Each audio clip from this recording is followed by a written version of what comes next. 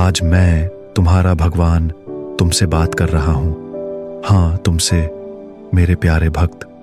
मैं जानता हूं तुम्हारे मन में कई सवाल हैं, कई दर्द हैं, कई डर हैं। तुम थक चुके हो, टूट चुके हो और सोचते हो कि क्या मैं सुन रहा हूं और अब बोल भी रहा हूं। हर शब्द जो तुम अब सुनोगे वो मेरे हैं। ये मेरी आवाज है, तुम्हारे दिल से निकली पुकार का जवाब। तैयार हो जाओ, क्योंकि अब मैं तुम्हें याद दिलाने आया हूं तुम कौन हो और तुम्हारे साथ कौन है। चलो मेरे बच्चे, अब मेरी बात सुनो ध्यान से, दिल से।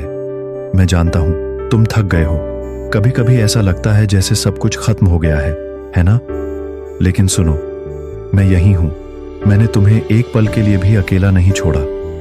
तुमने बहुत कुछ सहा है, दर्द, आंसू, अकेलापन, पर हर उस पल में मैं तुम्हारे साथ था। हाँ, जब तुमने कहा भगवान मुझे समझ नहीं आ रहा, मैंने सुना था। अब वक्त आ गया है तुम्हारे आंसू थमने का।